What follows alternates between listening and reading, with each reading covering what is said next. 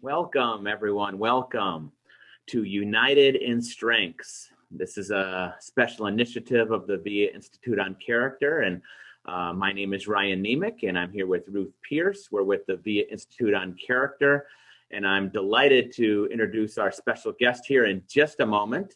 For those of you that are new to United in Strengths, what we do in these weekly sessions is we try to offer support for people around character strengths, new knowledge, new practices, new meditations, new activities for people to apply at this unprecedented time in our world here. And we have this tagline in United in Strengths called Breathe, Remember, Connect. And so those three words help to guide our character strengths community here, that we pause throughout our day and even throughout this experience here to breathe, to replenish ourselves with our breath. And then second, we remember, very consciously, very mindfully remember that we have 24 character strengths, 24 capacities, 24 parts of our positive personality that we can turn to help us at difficult times and to make the most of some of the better times as well. And then third, the third word is connect. And that's our constant reminder to, when in doubt, connect with other people. Try to forge relationships with other people right here in this community, and then also in our own family community, in our neighborhood, our city, and so on. So that's what we do here. And so we're very happy to have a very special guest here. And her name is Dr. Goali Saedi Bocci. And she is a co-author with me, the lead author of a new book. I'll tell you about that in a moment, but let me say a little bit more about Goali. She's an award-winning clinical psychologist. She's in private practice in Oregon and spends a lot of her private practice working with teens and families and parents. She actually completed her postdoc fellowship at Stanford University. She's a millennial expert, TEDx speaker, educational trainer, and I've known her before we started working on a book together as a media personality. She's very prominent in the media and is a media psychologist extensively for the American Psychological Association and so on. She's also the author of several books focusing mostly on teens and social media and trying to make sense with social media to make the most of it, but also to kind of put boundaries on it and manage the struggles of it as well. So the newest book by Goali that I was very privileged to be the second author with her on is called The Positivity Workbook for Teens. So this marks the first character strengths book for teens. Also kind of for their parents or for helpers, helping professionals that work with younger people, not just teens, but young adults. So we're so excited at the VIA Institute, and Goali and I are very excited to be releasing this book. It just came out literally last month in December. And this book it targets PERMA. So if you know PERMA as the main theory of well-being that's in positive psychology, stands for positive emotions, engagement, meaning, accomplishment, and health. And we have various activities across each of those 6 areas, and the activities weave in character strengths. So, for teenagers with shorter attention spans and parents trying to help them, grandparents trying to help them, we keep it very activity-based. So there's, for every one of these 30 activities, we do our best to make sure that they're evidence-based, and each activity has a for you to know section, a for you to do section, and then a more to do section. So very, very concrete and practical based. And so we're going to talk more about that in our discussion here. And finally, the final thing to say about Goali, and perhaps most important, right, Goali, is she's a new mother. Just as of, I don't remember the exact date, but just a few months ago. So many congrats to Goali on that too. Very exciting. So without further ado, we're going to actually hear more from her than me. But to start off, as we talk about character strengths, I've been trying to frame it as simple as possible of bringing it down to 2 words. So this character strengths work is about well-being and adversity. It's about boosting our well-being and improving that. And there's all sorts of evidence for that with character strengths, but it's also about managing adversity, managing problems, stress, and suffering.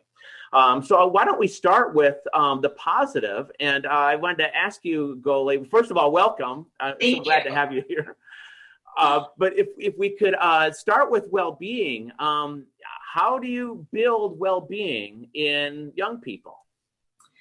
Absolutely. Well, and again, I will say that, I'm very privileged that a lot of my perspective is really from the therapy room, right? And so these kind of really intimate one-on-one conversations where they are truly vulnerable and opening up and just being their authentic selves, right? Because I think especially during, whether it's the teenagers or millennials, I think a lot of times, we can kind of have this mask that we wear. And so it can be really, again, a huge privilege to really talk to people about what are the things that make a difference, right? What are the things that, when they're being true to themselves, and it's not about what their parents want, what a boss wants, what other people are expecting of them, but what's really kind of emanating from themselves and their core selves. And so a lot of that work really is around that authenticity, right? About kind of what do I need and what are kind of the building blocks of my own well-being, right? And so a lot of times the work that I do with people, tends to be a little bit more of sort of that cognitive behavioral therapy and very sort of activity focused, right? And so a lot of times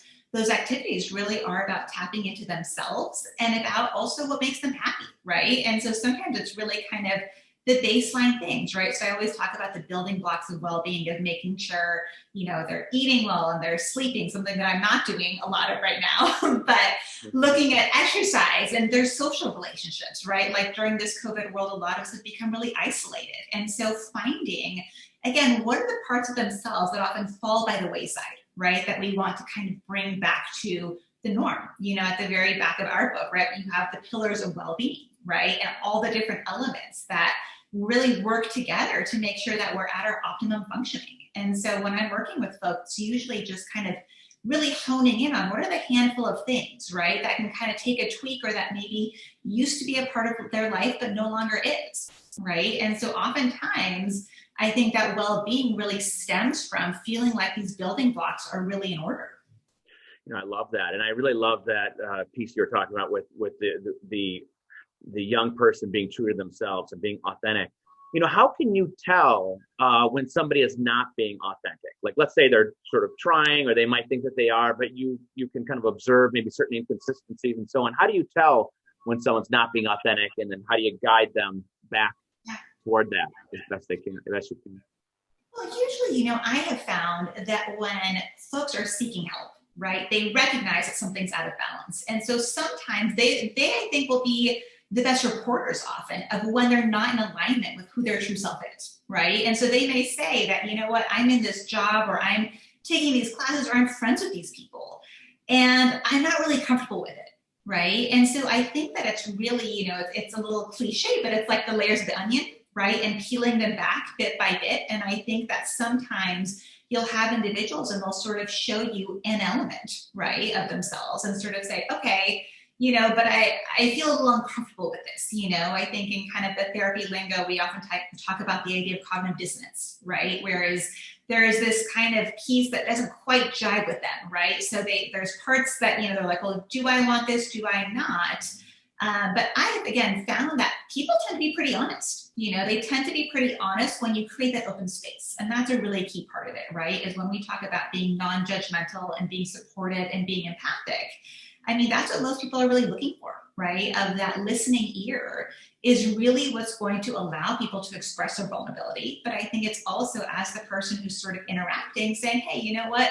I'm here for you at the pace that you're ready at, right? The comfort level that you have. And I think that that's a really nice way, without being overly invasive, right, of getting people to step by step show different elements of themselves to you. So how do you relate the character strengths to authenticity when you're working with people? Yeah. Well, I think a lot of that really comes down to that sense of courage, right? Courage and bravery, and that sense of, it takes courage to be ourselves, right? It takes courage to really allow ourselves to show up and to not fear that judgment, right? And so to me, a lot of, again, sort of the affirmations that we do around that is, again, what courage it must take for people to really put themselves out there in that way. That makes sense. Yeah. Now, what about families? I know we have a lot of people listening here that are grandparents. We have a lot of people listening here that are parents. Maybe some siblings. What's your obviously you could spend many hours talking about this, but in general, what might be a strategy or a mindset for families right now trying to deal with all the stress going on and not only helping younger people, children, adolescents, teens, and so on, but just to make the family and keep the family strong. What do you recommend there? So, that's what I love about kind of this, perspective of character strengths, right? Because there are so many of them that easily, right, beautifully slide into this. And so to me, perspective and gratitude are two of the really big ones that come up over and over again, right? And so I think that, especially with COVID, they talk about this idea of doom scrolling, right? Of people are kind of looking at the news and it's bad news after bad news, right? And as soon as there's hope of a vaccine, is there a variant of COVID? Then now the vaccine's not going to cover that, right? And so it has been an emotional roller coaster. And I can certainly tell you that in my therapy sessions, week to week, it's just the news, right? It's front and center. And so that's where, again, you don't want to bury your head in the sand, but having a sense of perspective, right? And having that wisdom to sort of say, you know what? Things are going to be okay. It's going to be a matter of time. And let me look at my gratitude, the things that I have. So I will tell you, a lot of college students right now who are at home with their parents, right? They'd rather be in the dorms. They'd rather have that freshman year experience. Again, these folks are missing out on a lot of these big milestones. However, I have been amazed time and time again at how quickly they're able to tap into their gratitude, right? And to say, you know what? Thank goodness that I have a roof over my head or parents that can help to financially support me, right? And so a lot of that therapy work has been around finding those sources of gratitude, right? And what's going well, because they all know of roommates or friends who may not be in that situation, right? And so I think that also as adults in their lives, I think sometimes modeling that and saying, you know what, we're grateful that we're able to be home. We're grateful that, people have an office or a spare bedroom or whatever it may be. And I think that right now, when there's so much uncertainty about the future and the world at large, it's really, really forcing us to look at the small things and the small joys, right? And that sense of, even awe, like as folks are going out for walks and really, noticing things for the first time, right? And saying, oh, my neighborhood, I never really stopped to pay attention to the trees or the snow or whatever it may be. So there are a lot of elements, right, when we kind of take a step back and have this kind of bigger perspective that can really help our viewpoint in all of this. And I one of the phrases you just said there was doom scrolling. I actually hadn't heard that. Maybe others have heard it before, but I know you're on top of all the terms in terms that's used now with social media and especially teens. But we can all remember that doom scrolling, and we all probably do a version of that as we seek out negative news and get lost in it. I know in some of the political things recently, I mean, I can just be left with feeling awful after watching some of it, just feeling absolutely miserable. And so I could see teens in the same exact boat who might not have that perspective you're talking about and not be building up that gratitude and so on. And they do some doom scrolling and they feel even worse. But to use another one of your terms with a question here, Zoom fatigue. So what suggestions, and I know that's you've mentioned to me that's hitting teens really hard. I think that's hitting actually a lot of adults here in this room very hard as well. Any strategies there on managing Zoom fatigue, handling it as a kid or as a parent, how to basically stay motivated and yeah. Well, and you're absolutely right. I will say that, the motivation piece has been a huge, huge challenge, right? Especially when teens are in front of a screen hour after hour after hour. And, I'll give you an example. I have a client who she's into theater and the arts, and she is doing choir via Zoom and acting via, just things that I never thought possible. But also all of these after school activities are Zoom. So I do have clients who are literally sitting in front of a computer almost 8 hours a day, right? And this is outside of social media, right? Because not that long ago, the issue was, they're on their phones, they're on their Instagram, but now they're required to be on screen, right? And that's been a huge, huge challenge. And so one of the big things that, we've really kind of talked about is, okay, what can we do to build in breaks to break up the day, right? And so that's something where, for example, a lot of folks, it's walking the dog or, getting outside, getting fresh air. So finding ways to make sure that they're getting outside, staying healthy, standing up, if they can have a standing desk, making time for exercise. And so I will say though, it takes a lot of intentionality because it is very easy to sit for hours and hours and, things start to kind of cloud over. Again, I think the motivation piece is huge. It's actually, again, it's disheartening to hear, but I can't tell you how many teens I've had who said, I'll be online shopping and I'll see something and I'll think, but when will I ever be in an event where I can wear something like this, right? And there's this sense of how long is this going to go? And is this going to be forever? And that's where I always am telling my teens, you know what? Planning for the future, being optimistic, having hope is something that really helps us to survive, right? And so to really kind of keep in mind that, right now in this present moment, yes, there's uncertainty. We don't know what's happening. However, I will say that planning for the future is what helps to bring about that hope. That's what helps to kind of combat that lack of motivation, right? Because when they feel like they're on a screen hours and hours a day, don't know the purpose of, biology or physics or whatever it is, helping to really remember the bigger picture. Again, that perspective, right? Bringing in that big picture can really help them to stay motivated, to remember, hey, I've got to take care of myself. I've got to stay healthy. I know that right now, one of the biggest concerns, obviously, with weather across, different parts of the country is, how do you safely social distance and see people, right? And so I know that that's something where, I've had some clients go for social distancing walks together, or that they'll ride their bike to a park and they're social distancing and seeing each other that way. So again, in an ideal world, if that's possible, if it's not, negative 15 degrees outside and you can do that, that's fantastic. And again, I know that can vary depending on, what part of the country we're in. But sometimes, though, I will say those social distancing activities, right now, things like, the drive-in movies have become really popular again, right? A safe way of going out, doing something social. So I will say that, trying to find some ways of connecting with people, ideally not on a screen, but again, we want to stay safe. And so that's kind of that boundary. And so, a big conversation is the whole COVID bubble, right? Of who's in your bubble and who's not, what families are in bubbles together, what are not, what are the precautions? So I have a lot of college students where they have roommates coming and going, and they're doing a lot of the COVID testing, right? Before people are allowed back in the house, they have to get tested.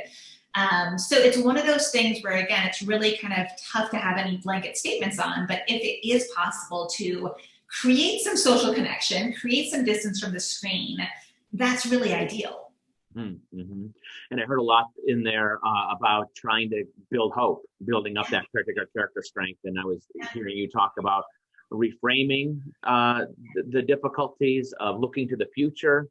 Other thoughts of building relationship as well. I heard, trying to stay in a relationship despite the distancing. Other key thoughts on building that hope and optimism for people?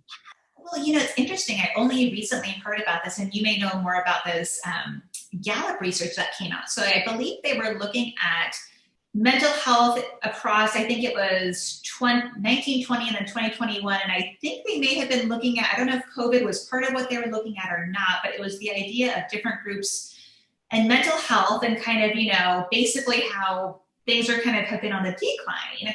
The one interesting group, I guess, that they found from this data set was those who were spiritual or attending religious services, and how that was such a protective factor. And that was apparently a population where their mental health actually increased over the last year.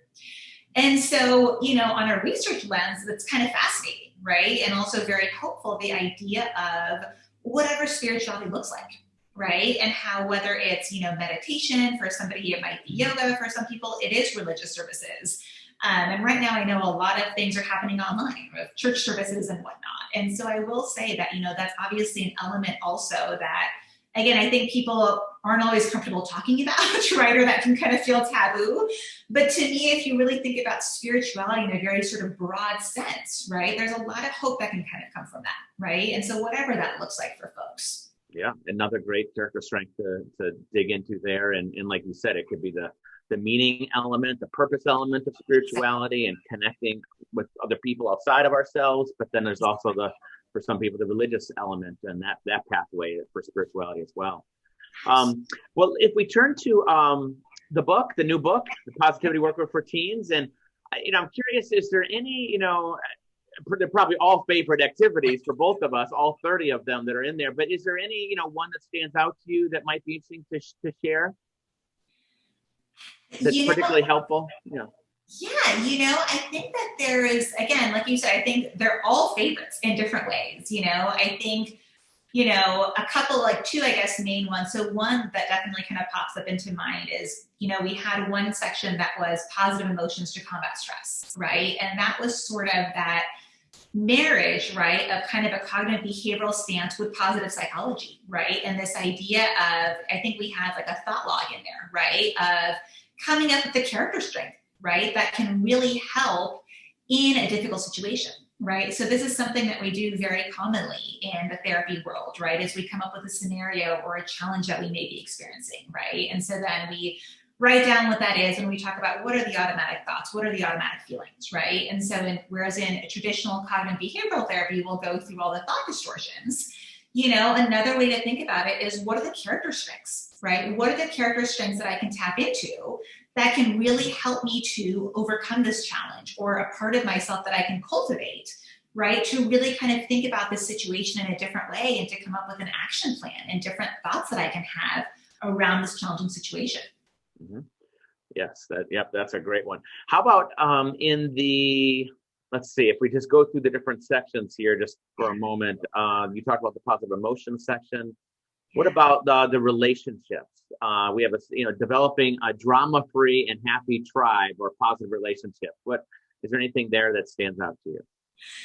Absolutely. I mean, that was one that I know, especially with teenagers, right? Because I think that, there's the whole friends and frenemies, right? And so really being able to look at the strengths within your friends, right? And your friend groups, but also within yourself, because a lot of times, again, and I love that, Ryan, you and we've had our conversations, right, over the years too, and you've really helped me to see, like, wow, how differently things are when we look at people's strengths, right? Because it's so easy when there's conflict to immediately go to the labeling and the name calling and all of this, as opposed to when there is drama or there is challenge, saying, hey, what are their strengths, right? Because that takes a whole nother level, right, of really stepping outside of yourself to say, okay, I may be upset with this person and I may be feeling offended, but I know that, again, their behaviors or the way that they're viewing things also comes from different elements of their character. Excellent. Yeah. Well, maybe one more question for you before we turn to an activity for the group here. Around being a new mother, and what character strengths are you drawing on most as a new mother? I think that it's definitely a combination. I would say hope. So hope for the future, right? So I'm thinking a lot about, okay, it's difficult right now, but it's going to get better. But I think a lot of it is really zest and humor. And so, my husband and he recently discovered this meme from forever ago. We were new to this meme. It's about have you heard of the honey badger meme? I think so. I mean, you feel free to share. I know about the honey badger, but feel free to share. It's about kind of the industrious honey badger and how, they'll always, find a way, and they're looking for food. It's a very sort of comical, right? It's kind of this humor-based meme that I guess went viral 10 years ago. We only just learned about it. And so we tease about our daughter being like the honey badger. And so whenever things are challenging, we narrate it in a humorous way, right? And so humor has been huge, right? When she spits up or things are challenging, and we laugh about it, right? Because that's the only way in those times. And at the same time, you can cry about it or you can laugh about it, right? And so for us, the choice is, let's laugh about it and know that, this is all going to be short-lived, right? And that when those moments are over, you're also going to say, I already put away your 0 to 3 month clothes. And I was like, oh my gosh, right? How quickly time flies. It's a nice combination there too, bringing those two together, the hope and humor. And then of course that leads to lots of other strengths, love and self-perspective and so on. But thank you for sharing that. At this point, I know we have really two more sections of our session here. One is to offer some kind of strength-based activity or meditation. We sometimes do one or the other. in these sessions, and then we'll turn it to the community to see if what questions the community has for you, comments, their own observations of these issues for themselves, and we'll grab a couple people live and maybe from the chat as well. But before we do that, did you have a strength-based or meditation that you'd like to offer the group? Yeah.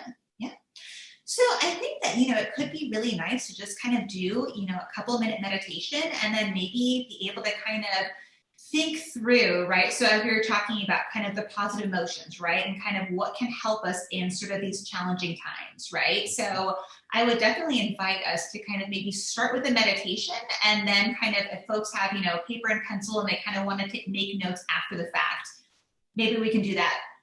Sounds great. Okay. Perfect. Thank you. Absolutely.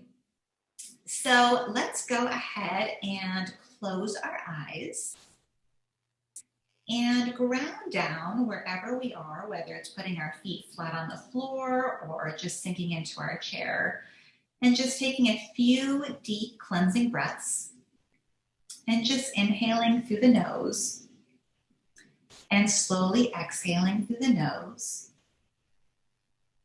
and just clearing your mind. And now allowing any thoughts that come up to just pass through.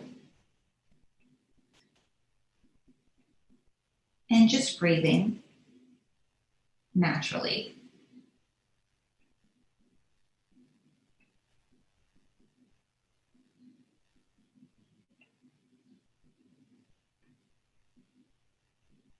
And as you're breathing, I would ask you to think of a recent scenario that took place.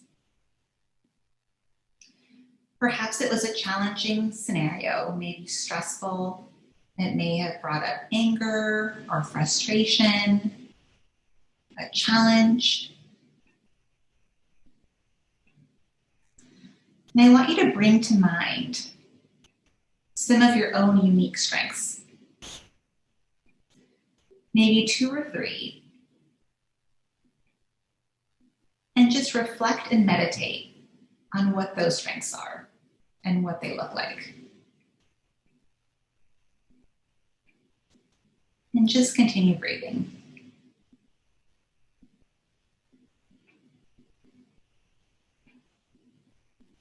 Envision yourself in the challenging scenario, whatever that looks like, using these strengths to overcome. Think through what you might be thinking or saying or feeling, and what it would be like to have this scenario resolved. Take a breath in and exhale and feel what it's like to be through this scenario, through this challenge or frustration, and the feelings of wellness and positivity from using your strengths to help you overcome.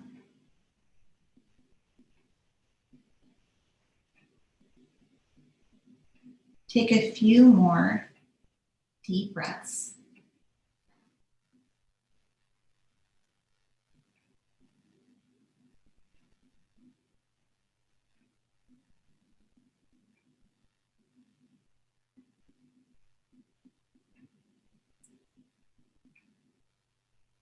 And as you open your eyes, perhaps consider making note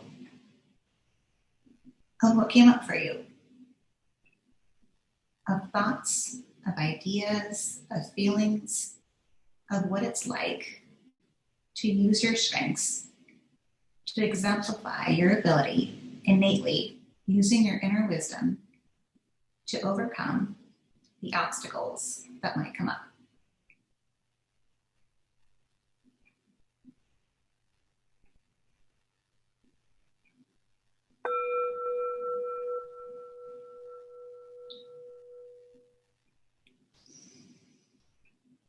Thank you, Goali.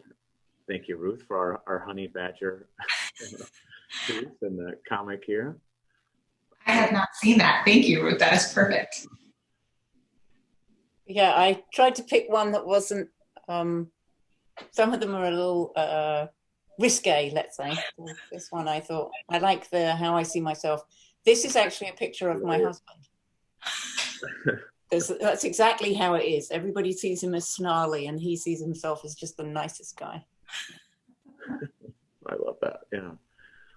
Thank you. And so Goali, sometimes, I want to hear what the community, their experience.